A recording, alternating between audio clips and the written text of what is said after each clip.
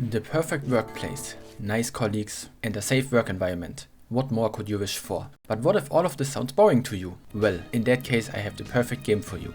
Welcome to Yuppie Psycho, and let's get right into the game. Our workday begins with a cutscene in which we see this guy, who is completely stressed out on his way to his first job. This is Brian Pasternak, a totally normal guy and the hero of the story. Apparently, he got a job offer for a position at Sintracorps, one of the most prestigious workplaces in the mail. He's worried that this is some kind of prank, but there's no time to think about it now, because the train has arrived at Sintracorps. This is the lobby, and the first thing we do here is not talk to the other people, but read the pamphlets that are lying around. From one of them we learn that society is divided into classes, with class A being the highest. However, no matter the rank, by working for Sintracorps, your class will be upgraded to class A. In another pamphlet we read that only the brightest and the best are allowed to work for Sintracorps, which is why Brian thinks this job offer is a prank. Well then, let's try talking to the people here. First we try to talk to this woman, but she is too absorbed in her script and doesn't notice us. Next we try to talk to the blonde man next to the elevator. This is Chapman, and after we introduce ourselves with our first name, he suggests we only use our second name, because it's more professional. We are having a nice chat with him until he asks us what class we are, and when we answer that we are class G, Chapman starts insulting us. This seems to have gotten the woman's attention, because now we can talk to her. This is Hicks, but she prefers that we call her by her first name Kate, because it's more natural, and it's her first day here too. While chatting we learn a few things about her, like that she was born in class E, but because her father works here, they were able to ascend through the ranks. Also, she's pretty smart. She asks Brian what his specialization is, but he doesn't have one, which causes him to doubt himself again. But Kate manages to cheer him up. Now the elevator door opens and Chapman is ordered to enter. He boasts that he's the most important person here, because the most important people are always called first, and that he will go all the way to the 9th floor, to the executive floor. However, the elevator stops on the 2nd floor. Guess he wasn't too important. Next up is Kate, and before she gets on the elevator, she suggests that we get a coffee together once we've settled into our jobs. She goes up to the 4th floor. And now, nothing happens. We show the job offer to the camera above the elevator, but still nothing happens. Just as we are about to leave, the elevator door opens. We get in the elevator and ride it up. Suddenly everything turns red and the title of the game scrolls down. The elevator stops at the top floor. I guess we're the new CEO now. As we get off the elevator, we see some red liquid on the floor. We follow the trail, which leads us to a TV with "Kill the Witch" written on it. On the desk, we find a contract addressed to us. By signing it, we will be paid 10,000 credits. This game's money, per day, plus extra for achievements. Also, we will be promoted to Class A. Sounds good and all, but let's read the fine print first. According to the pre-established norms of the jurisprudence, according to labor circumstances, accepting this stipulated payment, the plaintiff accepts all subordinate and social statuses, as dictated by Resolution 1138. I sure hope you got all of this. Now we have the choice whether to sign the contract or not. If we decline, we leave the building and get the first of many endings. However, if we decide to sign the contract, a pair of floating eyes appear and the elevator doors open again. Our destination is the 5th floor. However, let's explore the company first to get a feel for its layout. Floor 0 is the lobby we entered Sintracorp from. On the 1st floor is the canteen. Here we can prepare delicious meals and socialize with our co-workers. We socialize with this co-worker by stealing his empty cereal box that will be super important later on. Next is the 2nd floor, the initiation, the floor Chapman was sent to. Here we see the employees walking around aimlessly, but we can't explore any further because it's too dark. Next is the 3rd floor, the IT and security. Here aren't even any employees, just a door we can open with a sign that says "Over 1,000 cameras are watching out for your safety. Smile," and an area that's too dark for us. Next is the 4th floor, the hive, which, just like the previous floor, is too dark to explore. We'll skip the 5th floor for now, and the 6th floor isn't even accessible. Next is the 7th floor, the archives and library. However, the door to library is locked and Brian doesn't want to explore the archives. Next is the 8th floor, the garden. Here there is a guy sitting on a bench, talking about a goblin that likes cheese, but again it's too dark to explore any further. Next is the 9th floor. Here we find a locked door and a pamphlet with "The exhibition in honor of the Devil's Blood" written on it. The 10th floor, the management floor, we were just in to sign the contract, so no use going back there now. Now then, no more dawdling around, let's get to the 5th floor to get to work. As we take the elevator there, the light suddenly turns off. We hear some metallic noises, and when the lights turn back on, a piece of paper floats down. When we inspect it, we notice that there's a watermark in form of a snake on it. Not wanting to let a perfectly fine piece of paper go to waste, Brian puts it in his briefcase and we arrive on the 5th floor. Just outside the elevator, we meet Hugo, our workmate, who wants to show us around. And by show us around, he means escort us to our office. In here we meet Sosa, another one of our co-workers. The first thing Hugo teaches us is how to make coffee. To make coffee, we obviously need water and coffee powder. The water we get from the water dispenser, and the coffee powder is hidden in the trash can. Fresh coffee in hand, Brian wants to start working. But Hugo insists on having some fun together, by photocopying our butts on the photocopier. Unfortunately, Hugo used the last piece of paper. But wait, luckily we just got a piece of paper in the elevator. So now, Brian puts the piece of paper into the photocopier, lays his face where Hugo just had his butt, and activates the machine. When Hugo notices the paper we used, the atmosphere changes and Hugo goes back to his work. Now we can finally get to our work. We plug the computer in, turn it on, and it doesn't work, because we need an ID card to log in. Hugo offers to go to the boss's office and see if our ID card is in there. Just as he enters the office, the phone on our desk starts to ring. It's the boss, and apparently our ID card was sent to Office D. So now we have to go pick it up ourselves. On our way there, we come across this wall. Here we see that Hugo has been Employee of the Month for 10 months in a row. Surely because of his skills with the photocopier. When we reach Office D, we see that it's blocked by a chair, which we push aside and enter. Inside, "It's a trap" is written in blood on the floor, when suddenly the door closes behind us. In here it's pitch black, with the only light being monitors that display static. We slowly move through the room while dodging levitating appliances that attack us, until we find another employee, who is tied to his chair. But at least he has a light, so now we push him around while collecting all the cardboard boxes we can find. As we make our way down this long and narrow corridor, we see people hanging by their legs, and "Help me" written in blood on the wall. And when we pick up this box, a monster appears and starts chasing us. Just as we leave the corridor, the cabinet falls down behind us, trapping the monster. Now we pile up the boxes to reach this vent, through which we crawl to escape. When we crawl out of the vent, we are back in the main hall, where we see Sosa staring at us. And when we try to tell her what we saw, she just says one word: boss. In the office, we see Hugo sitting in the boss's chair. Brian tells him what he saw, but Hugo just plays it down. Our ID card has been here the whole time, according to Hugo, and he explains that there are no bosses in this company, because they all went crazy and left. But who called us earlier then? I guess all the cleaning staff also left, because look at the state of this room. Anyway, we take our ID card and use it to activate the computer.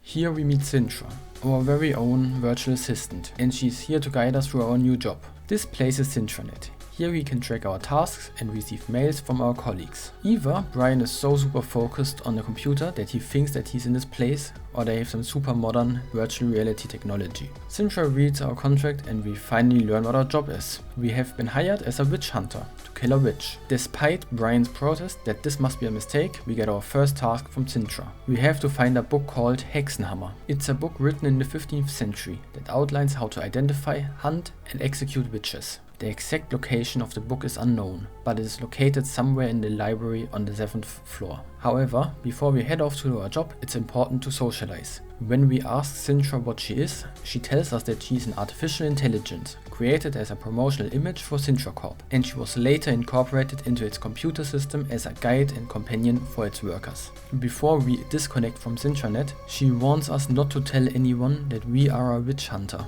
Before we get to our task, we go to the canteen. Here we meet Malone, who is down bad for us the moment we meet her. Having socialized good enough, we head to the 7th floor.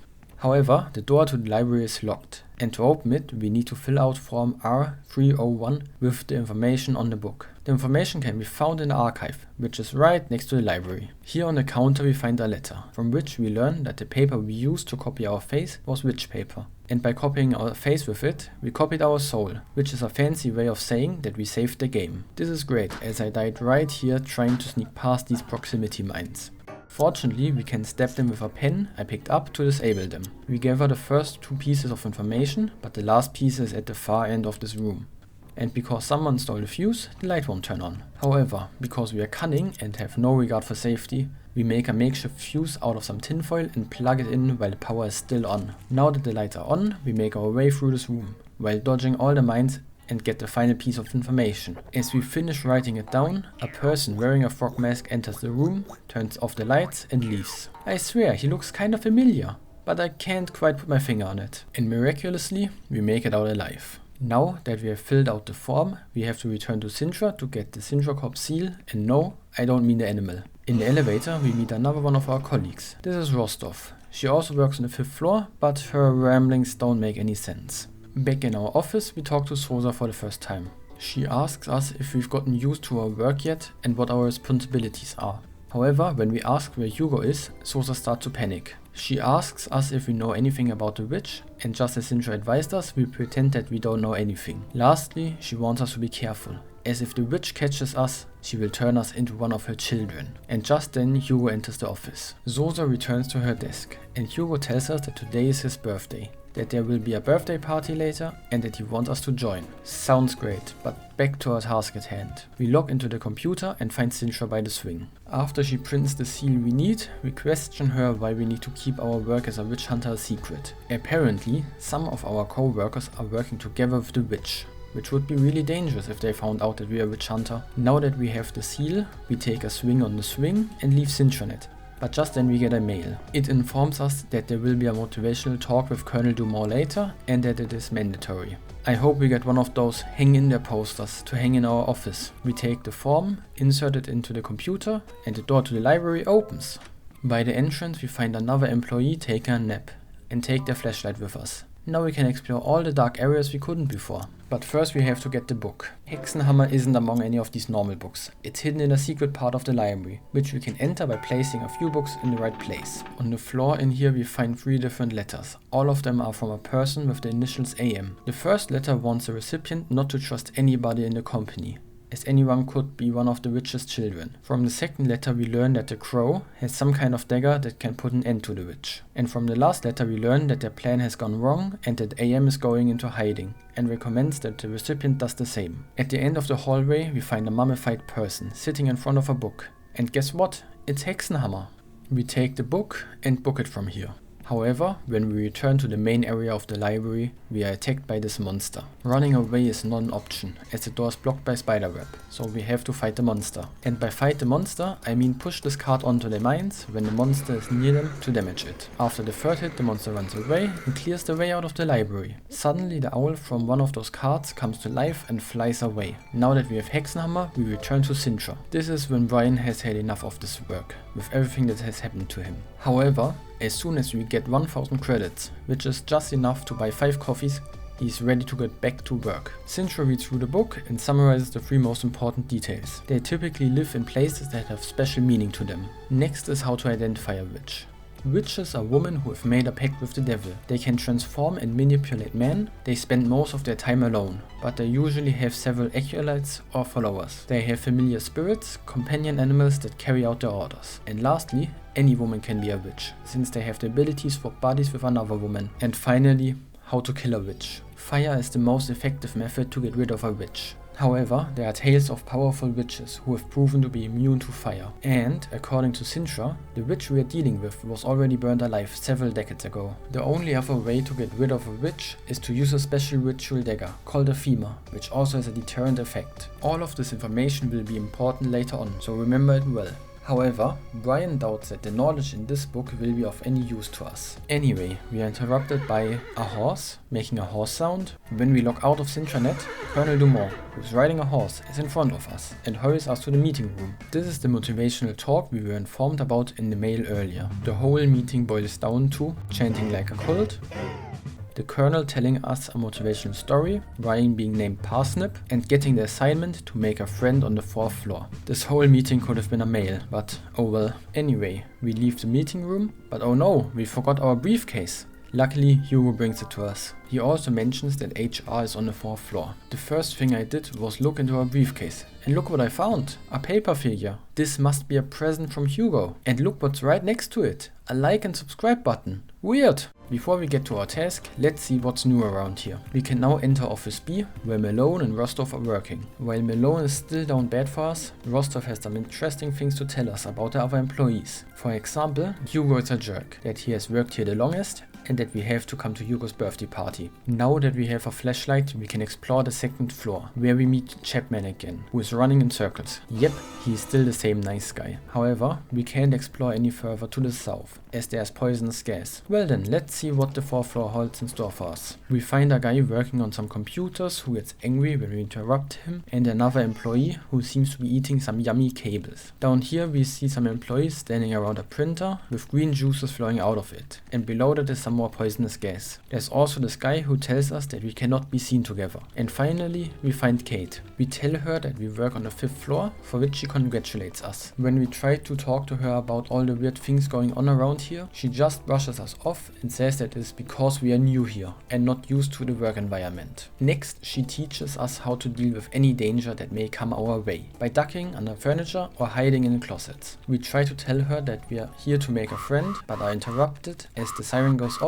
and Kate's break is over. And since she has so much work to do, we offer to help her. Now we need to find 4 missing employees from the marketing department. To get him to follow us, we have to tell him a witty slogan and then escort him back here. As we escort this marketing employee away, this guy working on the computer thanks us and introduces himself as Doshi. He works on the 3rd floor and will sell us items later when we visit him. Just as we bring the last one back, Kate tells us that another one has escaped and entered HR. So now we have to follow her in there and get her back. But Kate wants us to be careful around the girls from HR. We do the most dangerous thing we've done all day, crawl through the vents and find the marketing girl we are looking for, just before she crawls away. Here we meet the girls from HR, and instead of a head, they have a huge mouth they use to spit at us. Thanks to the tips Kate gave us, we managed to sneak past them and enter the next room, where we find a giant talking mouth on the wall. It wants to talk to us, but Brian is smart enough not to approach it.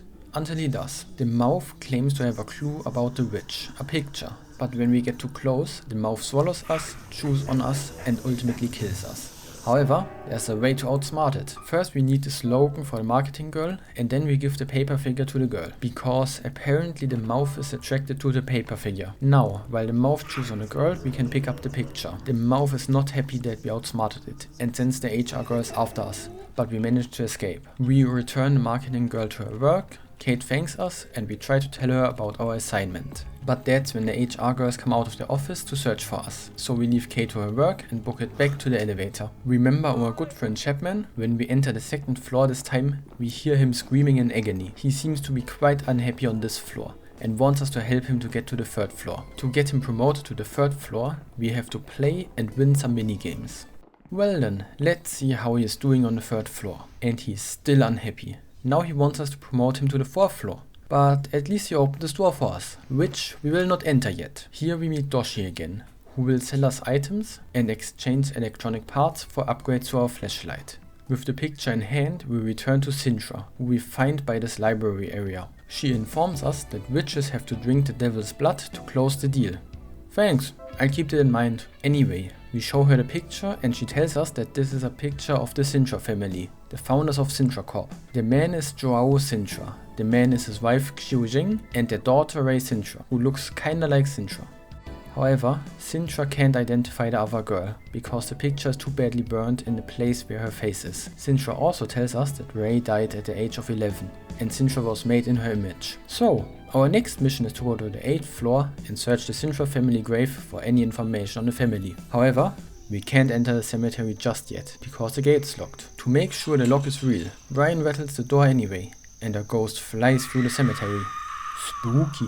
We now go to the left, talk to all the employees we meet on the way, until we arrive at this bonfire. Here, we toss a piece of witch paper in the fire, answer correctly, and summon the forest goblin. We give him barcodes, which he turns into magical contracts, which we can buy in exchange for witch paper. Remember the cereal box from the canteen in the beginning? He transforms it into a contract that allows us to walk through poisonous gas without taking any damage. Now we take a quick detour back to our office, where we can ask Sosa about Hugo. You remember the guy with the toad mask? The one that turned off the lights when we were gathering information on Hexenhammer? Apparently this is Super Toad, Hugo's alter ego, which he uses to do whatever he wants, without facing any repercussions. But it can't be. Hugo's our workmate. He would never do anything to cause us harm. And speak of the devil, when we leave our office, we see him take the elevator down to the 4th floor, which is exactly where we need to go now. So we follow him. When we arrive on the 4th floor, we see that the printer that was here is now gone, leaving a path of destruction behind. We follow the path, push some cubicles around and get spit on until we come to this wide open space. I'm sure it's safe to enter, but just then Super Toad arrives and blocks our only way out. While searching for an exit, we find Kate in this cabinet, noticeably sick from the poisonous gas. That's when the printer, or dot matrix as it's called, appears and we have to find our way out of here. Now we push some buttons, which make the cubicles to the north move away, giving us a way to escape. But there is no way to escape. In a cutscene we see Brian trying to hide in the rubble, but then he gets startled by a corpse, which calls him to step back, which in turn causes the floor to collapse, plunging us into the depths. Everything goes black and we see a girl standing on the shore, looking at the ocean, and then she asks us if we think the ocean is mysterious. When we wake back up, we are standing on a dot matrix, which is floating in a pool of green liquid, which is the source of the poisonous gas. We maneuver the dot matrix to the ladder, climb it and drain the pool. Just as we are about to leave, Brian notices something shiny on one of the corpses in the pool, and when we inspect it, we find Arkover's ID card.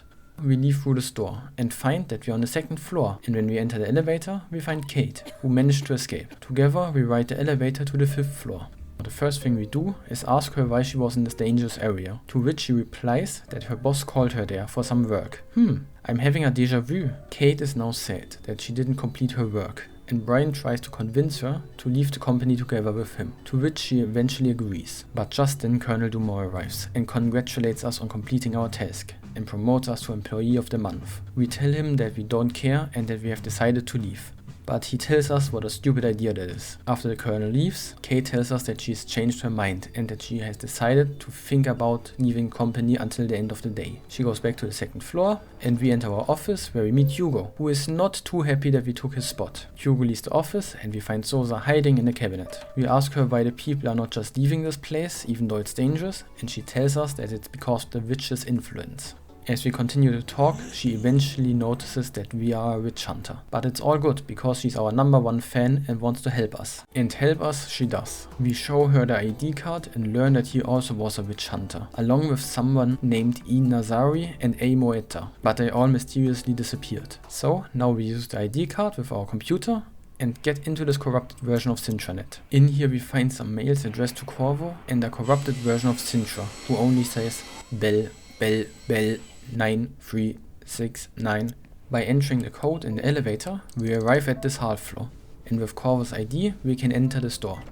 And guess what we find here? The key to the cemetery. With the key we open the gate to the cemetery, we steal the owl's glowing eye and use it to open the way into the family grave. Inside we find the coffins of the Sintra family, and when we push the lid of Ray's coffin, we find that it is empty, except for some jingle bells that seem to have belonged to Ray. But just as we are about to leave, the room starts to sparkle and this ghost appears. This is Artia Moetta, one of the witch hunters we heard about from Sosa. And now it is time for a cutscene in which we learn the dark secrets of the Sintra family. We learn that the Sintra family used to live in this building and that they were a normal married couple. However, they couldn't have children. Because of this, they decided to travel abroad to buy a child. This is when they bought Domori, whose owner told them that she would bring them luck and fortune. However, they had to follow 2 rules. First was to keep her safe within a magical seal, and second was to make her happy. The family soon realized that Domori wasn't a normal girl. They followed the rules and took good care of her. This caused the divine nature of the girl to fill the family with luck and prosperity. Within a few months, they transformed their home into the headquarters of Sintracorps. The company was successful, and several years later, a beautiful girl was born, Ray Sintra. The two sisters soon became inseparable. However, one day Ray Sintra mysteriously disappeared, which caused the Mori to become unstable and hysterical. This in turn caused the company to go into crisis.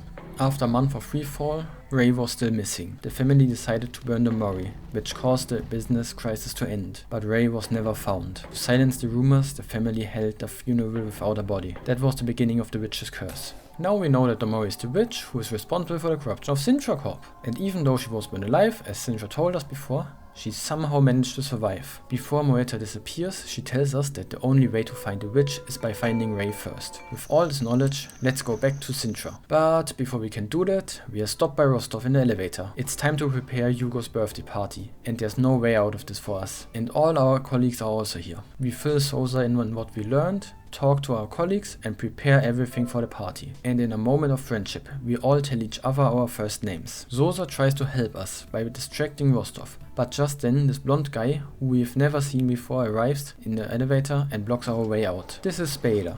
He apparently works on the 9th floor as a contractor for Sintracorps.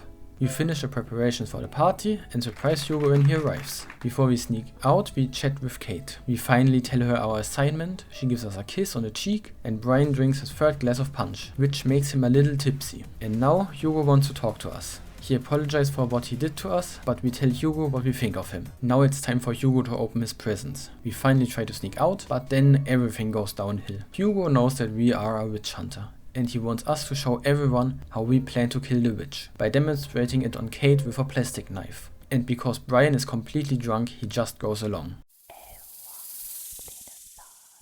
Well, this is bad. Everything has gone wrong. All our friends are bleeding from different places, the elevator is broken, and we are getting attacked by this monster. Luckily, Doshi can help us. We now have to shine our flashlight in his direction while he hacks the elevator, but we also have to make sure that this monster doesn't get too close to us. Also note that all of our colleagues have disappeared, and these cocoons are now here. After some time, Doshi manages to get the elevator here, and before we enter it, he gives us a key and asks us to burn what we find behind the door. In the elevator, we choose a random floor to get away from here and have to dodge these spikes that come out of the ground. When we reach the 10th floor, the elevator starts to crumble. That's when the man from the 4th floor, who said we couldn't be seen together, comes down from the ceiling.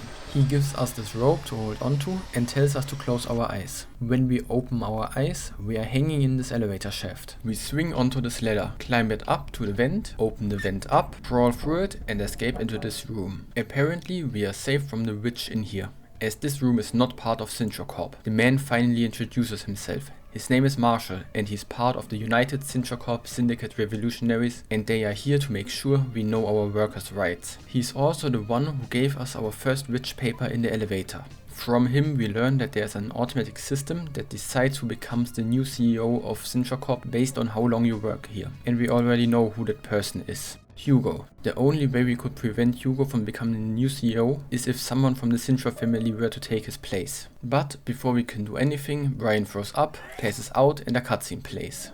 We see Brian sitting in his office and thinking that everything must have been a dream. However, as he's about to start working, he notices that his keyboard has turned into a parsnip, and suddenly he is in Sintranet holding a plastic knife. Now one of those cocoon things appears behind him. Sintra appears in front of him and the plastic knife transforms into a dagger. A cocoon passes in front of him and now he's wearing a devil mask. Finally, Brian wakes up in his office, but everything is a mess. And somehow the monster from Office D is now patrolling the floor. The elevator obviously is broken, but at least we can now use the emergency staircase. You know what? We are going to complain to the new CEO about the state of the company. On the 10th floor we meet Super Toad, and he reveals that he's actually Hugo. Who could have guessed? He also reveals that he learned everything he knows about the witch from Corvo. And lastly, he tells us that he's not even Hugo. In fact, he doesn't even have a name, because he is, or rather was, Class R, who are only assigned a number. And in his mind, he deserves to trample on other people, because he had a hard life.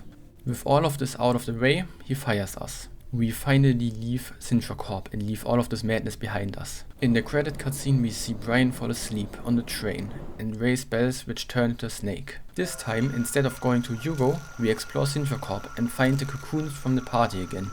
We use our plastic knife on them and we are prompted to say the person's first name. As you might have guessed, these are our friends. and we have to say the right name or their soul will be lost forever. Next I try to talk to Sintra, hoping that she might have some tips for us, but when we enter Sintranet, we see that she has been destroyed. The only lead we have left at this point is to take a look at what Doshi wanted us to burn, and as we walk across the 3rd floor, we see a ghostly version of Rei Sintra before us. We use the key to open the door, and inside we find several posters of Sintra, a Sintra robot body, which is missing its head, and a terminal with some juicy information. There are 3 entries on it. The first entry is about the cornucopia project, in which they created 9 Sintra robots that looked like Rei, and their task was to guide the new employees. From the second entry, we learn that after the 9 Sintra robots were destroyed, their AI was integrated into the corporate intranet, forming the Sintranet. And from the last entry, we learn that all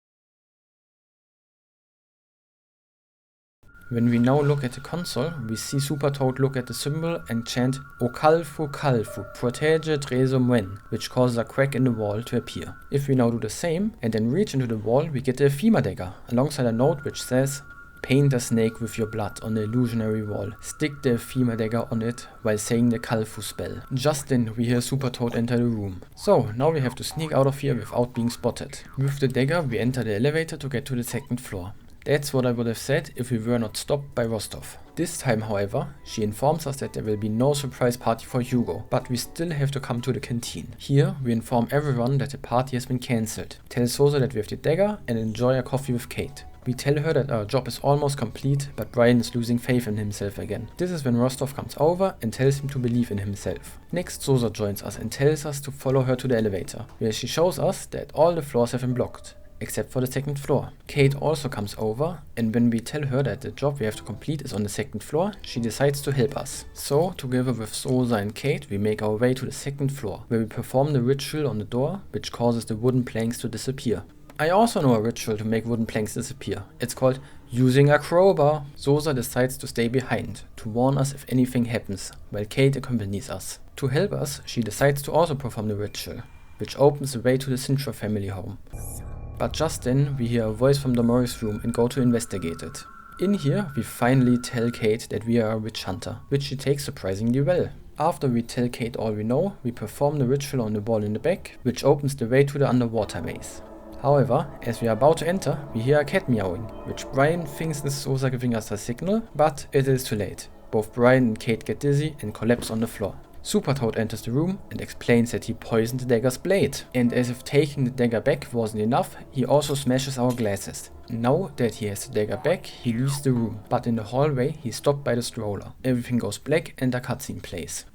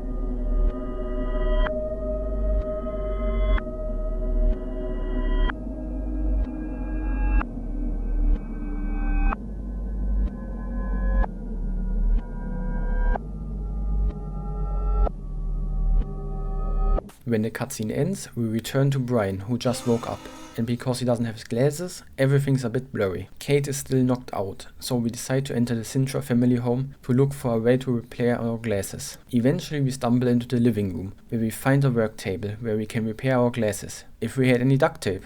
However, we also hear someone walking through the room. When we go to investigate it, it leads us to the kitchen, where we find Kate, who looks a little bit different. She says something about a key to the office being hidden, but let's worry about it later. Next we wander into the bathroom. In here we open the medicine cabinet and find a roll of duct tape. And when we close the medicine cabinet, we can see that Brian's reflection has changed a bit. Next we wander to this pink door. When we inspect it, we hear someone breathe heavily. And when we knock on the door, we see that it is Hugo, who looks like he has had a bad time. We make our way back to the living room and fix our glasses. Now that our vision has been restored, we go to the kitchen, where we find Kate. When we talk to her, she tells us again about the key. And when we try to take this weird yellow paper off her face, she tells us to take our hands off her and calls us Joao, the same name Ray's father had. While looking through the kitchen, I find the office key in the fridge. And when we pick it up, Kate gets angry at us, complaining that we always lock ourselves in our office. And after she tells us that we should take care of our daughter, she leaves. Back in the living room, Brian notices that Kate isn't herself, and that we should play along until we find the dagger. With the office key, we can now enter the office, and in here we find a very interesting letter about the cornucopia project. Apparently, it wasn't just a project to build some robots, but they actually sedated Ray, took her to the 6th floor, and copied her memories. Now it makes sense that Ray had her memories once we repaired the robot. We also find a picture fragment here. Next we go to Domori's room, which isn't burned anymore, and in here we find Domori, who just disappears when we talk to her, but she leaves a letter behind. Apparently Domori had several babysitters, but they all quit, which convinced the author that there was an evil force in Domori, and they did not want their daughter to meet Domori again. Next is the master bedroom, where Kate is waiting for us. When we talk to her, she tells us that the vanity is fake, because we never bought her one. She also apologizes for lashing out at us earlier. We now enter the pink door, which leads to Ray's room. On the bed we find another picture fragment, and when we inspect the closet, we find Hugo, who has been badly beaten and is holding a doll. We ask him where the dagger is, he tells us that she has it. Just then we hear a knock on the door. When we go to check it out, we see the stroller. And as we approach it, the scary looking Ray comes out of it and chases us with the dagger. So, our objective now is to find all the picture fragments while being chased by Ray. When we pick up the picture fragment in the master bedroom, Kate talks to us again. She tells us that it has been a month since Ray went missing, and that she felt something happened when the picture was taken, as if Ray had stopped being herself at that moment. Obviously she's talking about the moment Domori swapped her body with Ray. Eventually we find all the picture fragments and position all the furniture in the room just like in the picture. And Hugo, seemingly hypnotized, has brought a camera to take a picture of us. But before we do that, Kate forces us to take a bath. And as we enter the bathroom, Kate joins us, because she has decided to help.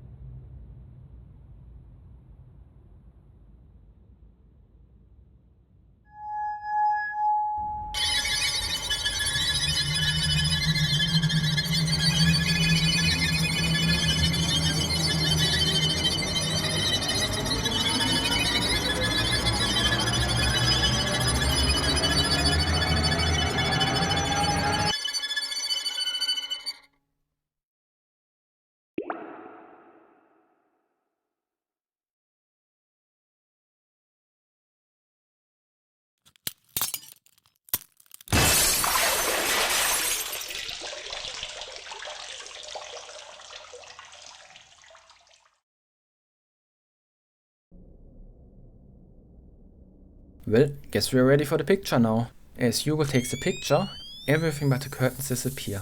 And when the curtains opens, we see Ray in Domori's body, who we are now in control of. When we go to the left, we find Mr. Devil, who tries to set us on fire. As we run away from him, we see Domori in Ray's body, doing various things like swinging on a swing, reading a book, and swimming in a pool. Also the snake talks to us.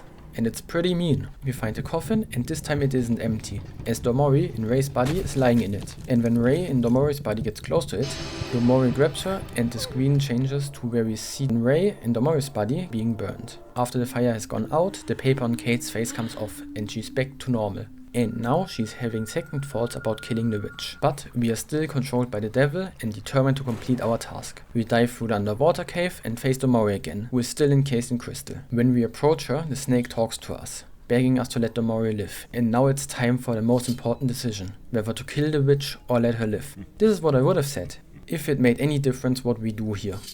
After we cut Domori's head off, we see her eyes turn green, symbolizing that Domori is gone, and our mask comes off, returning Brian to his normal self. Now we see the consequence of our actions. All the corruption in the company has disappeared, and Sintra's head breaks.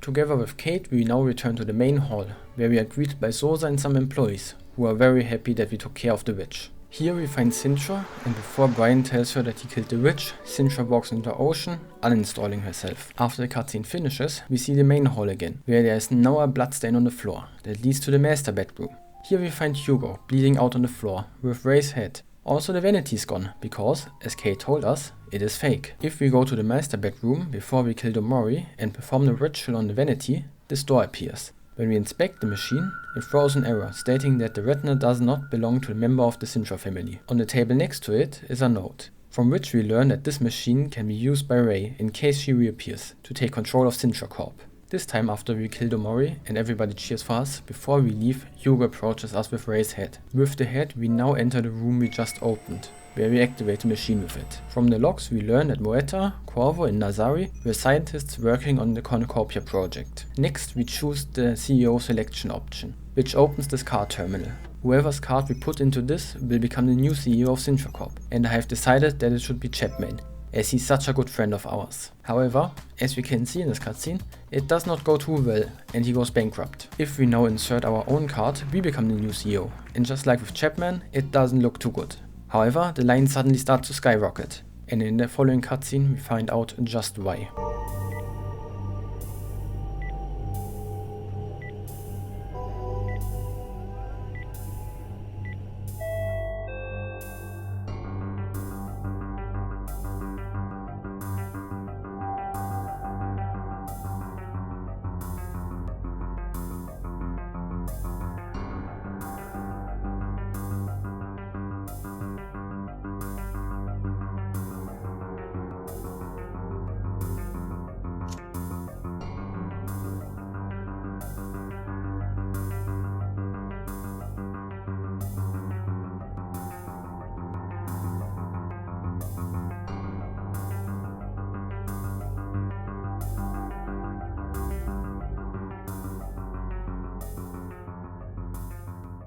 Thank you very much for watching this video. I would really appreciate it if you left a like and maybe even subscribed.